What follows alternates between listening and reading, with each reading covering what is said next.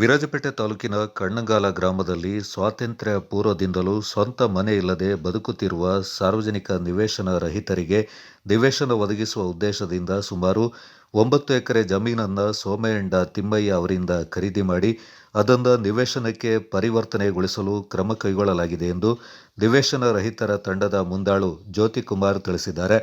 ಈ ಕುರಿತು 2024ರ ಜುಲೈ 14ರಂದು ಪ್ರಕಟವಾದ ಪತ್ರಿಕಾ ವರದಿಯಲ್ಲಿ ಉಲ್ಲೇಖವಾಗಿರುವಂತೆ ಕಣ್ಣಂಗಾಲ ಗ್ರಾಮದ ಕೆಲವರು ಗ್ರಾಮಸ್ಥರ ಹೆಸರಲ್ಲಿ ಆಕ್ಷೇಪಣೆ ವ್ಯಕ್ತಪಡಿಸ್ತಾ ಇದ್ದರೂ ಆಕ್ಷೇಪಣೆಗಳಿಗೆ ಸಂಬಂಧಪಟ್ಟ ಮೂಲ ದಾಖಲೆಗಳನ್ನು ಸಲ್ಲಿಸದೆ ಕೇವಲ ಮೌಖಿಕವಾಗಿ ವಿರೋಧ ವ್ಯಕ್ತಪಡಿಸಲಾಗ್ತಾ ಇದೆ ಎಂದು ಆರೋಪಿಸಿದರು. ನಾವು ಇಲ್ಲಿ ಅಮ್ಮತ್ತಿ ಒಂಟೆಂಗಡ್ಲಿ ಆಗ್ತಿರೋ ಪ್ರಾಜೆಕ್ಟ್ ಇದೀಗ ಎರಡನೇ ಪ್ರಾಜೆಕ್ಟ್. ಫಸ್ಟ್ ನಾವಿಲ್ಲಿ ಮಹದೇಶ್ವರ ದೇವಸ್ಥಾನ ಹತ್ರ ಒಂದು 3 ಎಕರೆ ಜಾಗನ ನಾವು ಗುರುತು ಮಾಡಿದ್ವಿ. ನಾವು ಹೋಗಿ ತಗೊಳ್ಳೋಕೆ ನಮ್ಮ ಇಡೀ ತಂಡ ಹೋಗಿ ತಗೊಳ್ಳೋಕೆ ನಾವು ಬುಕ್ ಮಾಡಿದ್ವಿ. ಎಲ್ಲ ಮಾತುಕತೆ ಎಲ್ಲ ಮಾಡಿ ಪೇಪರ್ ಸ್ಟೇಟ್ಮೆಂಟ್ ಹಾಕ್ಬೇಕಂದ್ರೆ ಅದಕ್ಕೆ ಇಡೀ ಗ್ರಾಮಸ್ಥರೆಲ್ಲ ಅದಕ್ಕೆ ಆಕ್ಷೇಪಣೆ ಮಾಡಿದ್ವಿ. ಇಲ್ಲಿ ಜಾಗ ತೆಗಿಲಿಕ್ಕೆ ನಮ್ಮ ಗ್ರಾಮಸ್ಥರದ್ದು ವಿರೋಧ ಇದೆ ಅಂತೇಳಿ. ಆದರೆ ಯಾವ ಉದ್ದೇಶಕ್ಕೋಸ್ಕರ ವಿರೋಧ ಇದೆ ಅಂತ ಹೇಳುವಂಥದ್ದು ಕೊಟ್ಟಿಲ್ಲ ಅವರು. ಮೌಖಿಕವಾಗಿ ವಿರೋಧವಿದೆ ಅಂತ, ಉದ್ದೇಶ ಏನು ಕೊಡಲಿಲ್ಲ. ಇದೀಗ ನಾವು 2ನೇ ಸಲ ಇವಾಗ ನಾವು ಪರ್ಚೇಸ್ ಮಾಡ್ತಿರುವಂಥದ್ದು. ಈಗ ಸೋಮಯ್ಯಂಡ ಫ್ಯಾಮಿಲಿದು ಜಾಗನ ಇವಾಗ 2ನೇ ಸಲಕ್ಕೆ ಈಗ ನಾವು ಹಾಕಿದ್ವಿ. ಇಲ್ಲಿಗೂ ಕೂಡ ಆಕ್ಷೇಪಣೆ ಇದೆ ಅಂದರೆ ಉದ್ದೇಶ ಇಲ್ಲ. ಯಾವ ಉದ್ದೇಶಕ್ಕೆ ಮಾಡ್ತಿದ್ದಾರೆ ಅಂತಂದರೆ ಪಾಪದವರು ಮನೆಯೇ ಕಟ್ಟಬಾರ್ದು ಅಂತ ಏನಾದರೂ ರೂಲ್ಸ್ ಇದೆಯಾ? ಅಲ್ವಾ? ಪಾಪದವ್ರು ಏನಾದರೂ ಮನೆಯೇ ಕಟ್ಟಬಾರ್ದು, ನಾವು ಶ್ರೀಮಂತರು ಮಾತ್ರ ನಾವು ಇರಬೇಕು, ಮನೆ ತೋಟ ಮಾಡ್ಕೊಂಡು ಇರಬೇಕು ಅಂತ ಹೇಳುವಂಥದ್ದು ಕಾನೂನಲ್ಲಿ ಏನಾದರೂ ಇದೆಯಾ ಸರ್? ಇಲ್ವಲ್ಲ. ನಾವು ಪಾಪದವ್ರು ನಾವು ನೋಡಿ, ನಾವು ಅದು ಚಿನ್ನವನ್ನ ಎಲ್ಲ ಅಡವಿಟ್ಕೊಂಡು ನಾವು ಹಣ ವ್ಯವಸ್ಥೆ ಮಾಡಿಕೊಂಡು ಒಬ್ಬೊಬ್ಬರಿಗೆ 8 ಸೆಂಟ್ ಜಾಗ ಕೊಡಲಿಕ್ಕೆ ಇಡೀ ತಂಡವಾಗಿ ನಾವು ಖರೀದಿ ಮಾಡಿಕೊಳ್ಳುವಂಥ ನಮ್ಮದೊಂದು ಉದ್ದೇಶ ಸರ್. ಹಾಗಾಗಿ ಇವರು ಭಾಳ ಒಂದು ಬೇಸರವಾಗಿದೆ ಈ ವಿಚಾರವಾಗಿ ಇವರು ಆಕ್ಷೇಪಣೆ ಮಾಡಿರೋ ವಿಚಾರ ಅಂತವ. ಇದನ್ನ ಸಂಬಂಧಪಟ್ಟ ಇಲಾಖೆಗಳು ಇದನ್ನ ಸ್ವಲ್ಪ ರಿಯಾಲಿಟಿ ಚೆಕ್ ಮಾಡಿ ಸ್ವಲ್ಪ ಅವ್ರ ಮೇಲೆ ಸ್ವಲ್ಪ ಕ್ರಮ ಕೈಗೊಳ್ಳಬೇಕು ಅಂತೇಳಿ ನಾವು ಕೇಳ್ಕೊಳ್ತಾ ಇದ್ದೀವಿ. ನಮಗೆ ಪ್ರತಿ ವರ್ಷ ಮಳೆಗಾಲದಲ್ಲಿ ಕಷ್ಟ, ಅಲ್ಲಿ ಮಳೆ ನೀರು ಬರೋದು. ನಾವು ಪ್ರತಿ ವರ್ಷವೂ ಗಂಜಿ ಕೇಂದ್ರಕ್ಕೆ ನಮ್ಮನ್ನು ಶಿಫ್ಟ್ ಮಾಡ್ತಾ ಇದ್ದಾರೆ. ನಮ್ಮಲ್ಲಿ ವಯಸ್ಸಾದವರು, ಹುಷಾರಿಲ್ಲದವರೆಲ್ಲ ಇದ್ದಾರೆ. ಅವರು ಗಂಜಿ ಕೇಂದ್ರದಲ್ಲಿ ಅವರಿಗೆ ತುಂಬ ಕಷ್ಟ ಆಗುತ್ತೆ. ಅದಕ್ಕೆ ನಾವೊಂದು ಜಾಗ ಖರೀದಿ ಮಾಡಬೇಕು ಅಂತ ನಾವು ಜ್ಯೋತಿಕುಮಾರ್ ಅವರ ಮುಂದಾಳತ್ವದಲ್ಲಿ ನಾವು ಅವರಿಗೆ ಹೆಸರು ಕೊಟ್ಟಿದ್ದೀವಿ. ನಮಗೆ ಒಂದು ಜಾಗ ಬೇಕು ಅಂತ. ಅದಕ್ಕೆ ಊರಿನವರು ಆಕ್ಷೇಪಣೆ ಮಾಡ್ತಾ ಇದ್ದಾರೆ. ಅದು ನಮಗೆ ತುಂಬ ಬೇಜಾರಾಗಿದೆ. ಯಾಕಂದರೆ ನಮಗೆ ನಮ್ಮ ಪರಿಸ್ಥಿತಿ ಆ ಥರ ಇದೆ.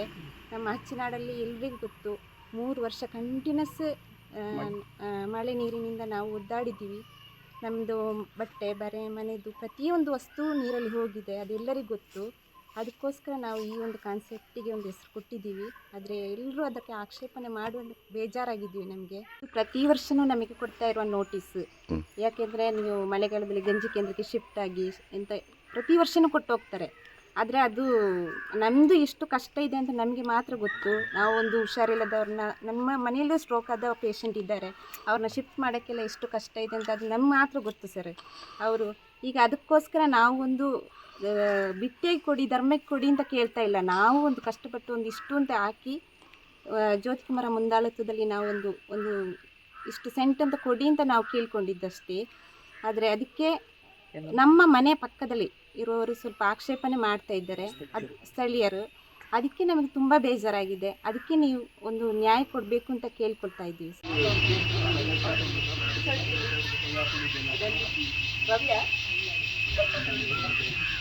ನಮ್ಮ ಸಂಘದಲ್ಲಿ ನಾವು ಅವ್ರದ್ದು ಮೆಚ್ಚಬೇಕು. ಇನ್ನೊಂದು ವಿಚಾರ ಏನು ಗೊತ್ತಾ ಮೇಡಮ್ಮ, ಅವರು ಹಾಗೆ ಹೇಳಿದ್ರೆ ಅವನ ಸ್ವಂತಕ್ಕೆ ನೀವು ಬಿಟ್ಕೊಂಡು ತಗೊಂಡ ಜಾಗ ನೀವು ಯಾರನ್ನ ಎದುರುವಂತ ಅವಶ್ಯಕತೆ ಇಲ್ಲ ಆಯ್ತಾ? ಇಲ್ಲಿ ಅಂತ ಸಾವಿರಾರು ಇರ್ತದೆ, ಅದನ್ನ ಸರ್ಕಾರದ ಜಾಗಕ್ಕೆ ಹೋಗಿ ಸೆಡ್ ಹಾಕಿ ಕೂರ್ತಿರೋದಲ್ಲ. ನಾವು ಬಿಟ್ಟುಕೊಂಡು ತಗೊಂಡಿದ್ವಿ.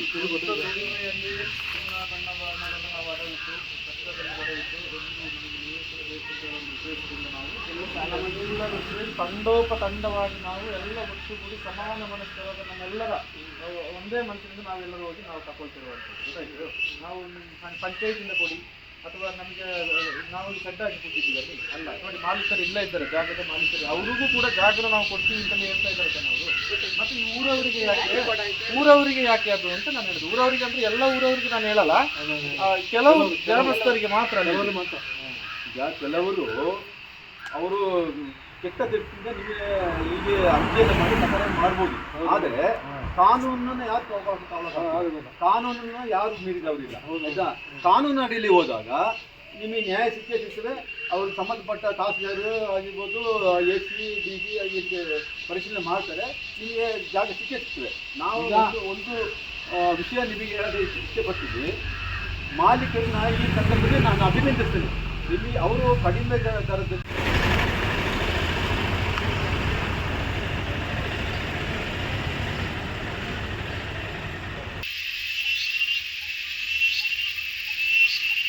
ಬೈರಂಬಾಡದ ಸಮುದಾಯ ಭವನದಲ್ಲಿ ಸಭೆ ಸೇರಿ ಜಾಗದ ಮಾಲೀಕರಾದ ತಿಮ್ಮಯ್ಯ ಅವರು ಮಾತನಾಡಿ, ತಾನು ತನ್ನ ಸ್ವಂತ ಇಚ್ಛೆಯಿಂದ ಶುದ್ಧ ಕ್ರಯಕ್ಕೆ ಜಾಗವನ್ನು ಮಾರಾಟ ಮಾಡಿದ್ದೇನೆ.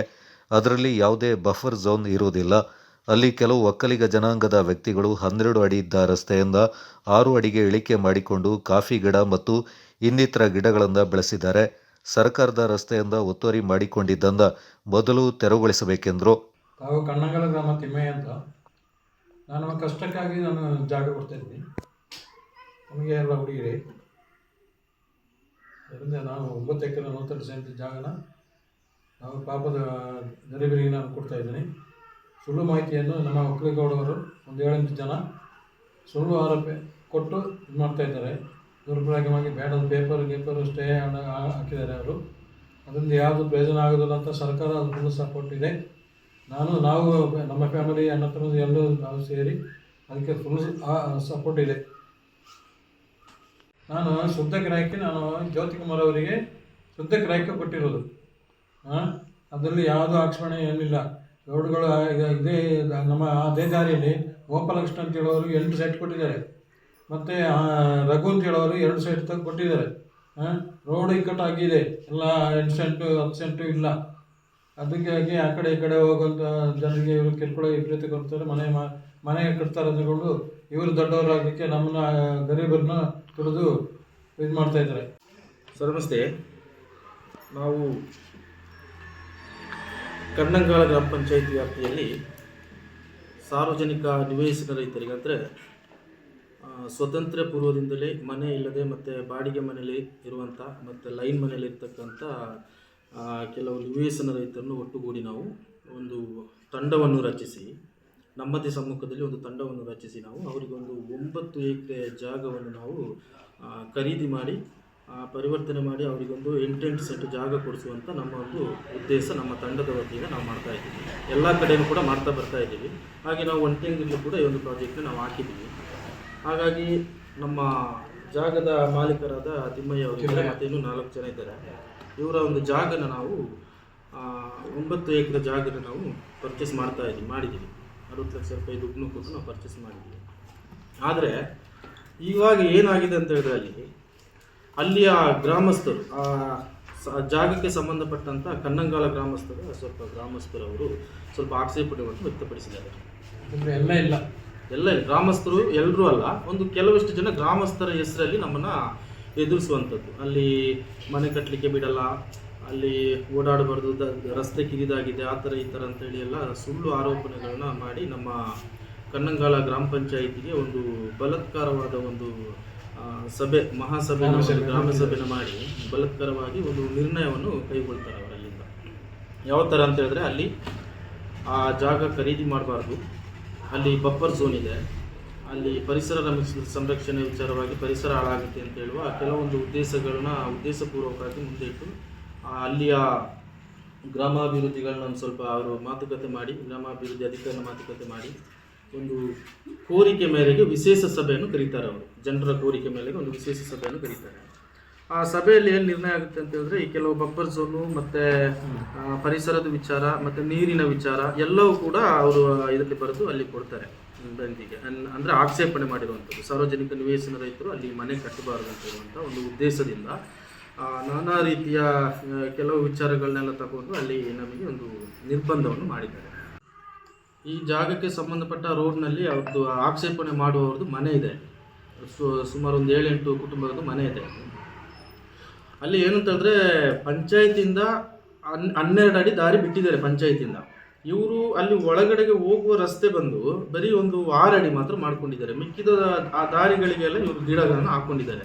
ಹಾಗಾಗಿ ನಾವೇನಾದರೂ ಅಲ್ಲಿ ಮನೆ ಕಟ್ಟಿದರೆ ಈ ಜಾಗ ಇದು ದಾರಿ ಅಗಲ ಮಾಡ್ತಾರೆ, ಮತ್ತು ನಮ್ಮ ಗಿಡಗಳು ಕಾಫಿ ಗಿಡಗಳೆಲ್ಲ ಹೋಗ್ತವೆ ಅಂತೇಳೋ ಉದ್ದೇಶದಿಂದ ಅವರು ಈ ರೀತಿಯ ಇನ್ನೂ ಕೆಲವು ಇದನ್ನೆಲ್ಲ ತಂದಿಟ್ಟಿದ್ದಾರೆ. ಅದಾದಮೇಲೆ ಕೆಲವೊಂದು ನಿರ್ಬಂಧಗಳನ್ನ ಅವ್ರು ಹಾಕಿದ್ದಾರೆ. ನಮಗೆ ಬಂದ ಮಾಹಿತಿ ಪ್ರಕಾರ ಏನಂತಂದರೆ SC/STಗಳು ಅಲ್ಲಿ ಮನೆ ಕಟ್ಟಬಾರ್ದು ಅಂತ ಹೇಳುವ ಒಂದು ಉದ್ದೇಶದಿಂದ ಈ ರೀತಿಯ ಷಡ್ಯಂತ್ರಗಳು ನಡೀತಾ ಇದೆ, ಒಳಸಂಚು ರೂಪಿಸಿ ಈ ಥರ ಎಲ್ಲ ಮಾಡ್ತಾ ಇದ್ದಾರೆ ಅಂತ ಹೇಳುವಂಥದ್ದನ್ನು ಒಂದು ನಾವು ಗಮನಕ್ಕೆ ತರ್ತಾ ಇದ್ದೀವಿ ಈ ವಿಚಾರವಾಗಿ. ಸರ್, ನಾನು ರೇಖಾ ಅಂತ, ಕಣ್ಣಂಗಲ ಗ್ರಾಮ ಪಂಚಾಯಿತಿಯಲ್ಲಿ. ನಮ್ಮ ಸಮಸ್ಯೆ ಏನು ಅಂದರೆ, ನಾವು ಕೂಲಿನಲ್ಲಿ ಮಾಡಿ ಜೀವನ ಆಗಿರುವಾಗ ಕಷ್ಟಪಟ್ಟು ಊರಿನವರೆಲ್ಲ ಸೇರಿ ಗ್ರಾಮ ಪಂಚಾಯಿತಿಗೆ 4-5 ವರ್ಷಕ್ಕೆ ಮುಂಚೆನೇ ನಿವೇಶನ ರಹಿತರು ಅಂಥೇಳಿ ಕೊಟ್ಟಿದ್ದೀವಿ. ಇದುವರೆಗೆ ಗ್ರಾಮಸ್ಥರಾಗಲಿ ಅಥವಾ ಊರಿನ ಯಾರೋ ಅಧಿಕಾರಿಗಳಿಗೆ ಯಾರೂ ಬಂದು ಕೂಡ ನಮಗೆ ಈ ಪೈಸಾರಿ ಜಾಗ ಇಂಥದ್ದು ಅಂತೇಳಿ ಗುರುತು ಮಾಡಿ ಕೊಟ್ಟಿಲ್ಲ, ಅಳದು ಕೊಟ್ಟಿಲ್ಲ. ಈಗ ಏನಾಗಿದೆ ಅಂದರೆ, ಕಷ್ಟಪಟ್ಟು ಬಾಡಿಗೆ ಮನೆಯಲ್ಲಿರುವವರು ಸುಮಾರು ಜನ ಇದ್ದಾರೆ, ಅದೇ ರೀತಿ ಇದರಲ್ಲಿ ಲೈನ್ ಮನೆಯಲ್ಲಿದ್ದಾರೆ. ಇವರೆಲ್ಲ ಸೇರಿಕೊಂಡು ಹೊಟ್ಟೆ ಕಟ್ಟಿ ತಂದೆ ತಾಯಿ ಮಕ್ಕಳನ್ನ ಸಾಕ್ಕೊಂಡು ಅದ್ರ ಜೊತೆಗೆ ಒಂದು 10 ರೂಪಾಯಿ ಜೋಡಿಸಿ ತಗೊಂಡೋಗಿ ಜ್ಯೋತಿಕುಮಾರ್ ಅವ್ರದ್ದು ಒಂದು ಮುಂದಾಳತ್ವದಲ್ಲಿ ಒಂದಿಷ್ಟು ಸೂರು ಮಾಡ್ಕೊಳ್ತೀವಿ, ಸಾಯುವಾಗ ಒಂದು ಸ್ವಂತ ಮನೆಯಲ್ಲಿ ನಾವು ಸಾಯಬೇಕು ಅನ್ನುವಂಥ ಒಂದು ಆಸೆ. ಆ ಆಸೆಯಲ್ಲಿ ಅವ್ರು ಏನು ಮಾಡ್ತಾಯಿದ್ದಾರೆ, ಜಾಗ ಖರೀದಿ ಮಾಡ್ಕೊಳ್ತಾ ಇದ್ದಾರೆ. ಈ ಜಾಗ ಖರೀದಿ ಮಾಡಲಿಕ್ಕೆ ಅಂತೇಳಿ ಅವರು ನಮ್ಮ ಮಾಲೀಕರು ಮತ್ತು ತಗೊಳ್ಳೋರು ರೆಡಿ ಇರುವಾಗ ಊರಿನ ಸುತ್ತಮುತ್ತಲಿನ ಕೆಲವು ಎಲ್ಲರೂ ಅಂತ ಹೇಳಲ್ಲ ನಾವು, ಕೆಲವು ಸ್ಥಳೀಯರು ಅದಕ್ಕೆ ವಿರೋಧ ವ್ಯಕ್ತಪಡಿಸ್ತಾ ಇದ್ದಾರೆ. ಈ ವಿರೋಧದಲ್ಲಿ ಸುಮಾರು ಸುಳ್ಳು ಕಥೆಗಳೇ ಇರೋದು. ಬಫರ್ ಝೋನ್ ಅಂತ ಹೇಳಿದರು, ಅದು ಆಗಿಲ್ಲ ಅಂಥೇಳಿ ರಸ್ತೆನಾಗಲ್ಲೇ ಮಾಡಲಿಕ್ಕೆ ಬಿಡಲ್ಲ ಅಂತ ಹೇಳ್ತಾ ಇದ್ದಾರೆ. ಆದಮೇಲೆ ಪರಿಸರ ನಾಶ ಅಂತಾರೆ. ಮತ್ತು ಏನು ಗೊತ್ತಾ, ಅವರು ಏನು ಹೇಳ್ತಾ ಇರೋದು ಅಂದರೆ, ನಕಬೀಜಗಳು ಅಲ್ಲಿ ಬಂದರೆ ಕಷ್ಟ, ಕಾಂಜಿ ಪಿಂಜಿಗಳದ್ದು ಓಟು ಬೇಕು, ಪಿಂಜಿಗಳದ್ದು ಕೆಲಸಕ್ಕೆ ಜನ ಬೇಕು, ಎಲ್ಲದಕ್ಕೂ ಕಾಂಜಿ ಪಿಂಜಿಗಳು ಬೇಕು. ಅದೇ ಸ್ವಂತ ಮನೆ ಮಾಡ್ಕೊಂಡು ಅವರು ಜೀವನ ಮಾಡಲಿಕ್ಕೆ ಒಪ್ತಾ ಇಲ್ಲ. ಇದು ನ್ಯಾಯನಾ? ನೀವೇ ಹೇಳಿ ಸರ್, ನ್ಯಾಯನಾ? ಎಲ್ಲರಿಗೂ ಒಂದು ನ್ಯಾಯ, ಬದುಕಬೇಕು, ನಾವು ಜೀವಂತ ಸಾಯೋವರೆಗೆ ಒಂದು ಮನೆ ಬೇಕು ಅಂತೇಳಿ ನಾವು ಹೋರಾಡೋದು ತಪ್ಪ? ಈಗಿರುವಾಗ ಅವ್ರು ಮಾಡ್ತಾ ಇರೋದು ಶುದ್ಧ ತಪ್ಪು ಅಂತ ನಮಗೆ ಸರ್ಕಾರದ ವತಿಯಿಂದ ಆಗಲಿ ಅಥವಾ ಇವರು ಏನು ಹೋರಾಟ ಮಾಡ್ತಾ ಇದ್ದಾರೆ ಅದು ಜಯಶೀಲರಾಗಿ ಸಿಗಬೇಕು ಅಂತ ನಮ್ಮದು ಆಸೆ. ಸ್ಥಳೀಯ ನಿವಾಸಿಗಳಾದ ಉಷಾ, ರೇಖಾ, ಮಾಜಿ ಸೈನಿಕ ಗಣೇಶ್ ಈ ಸಂದರ್ಭ ಮಾತನಾಡಿದರು.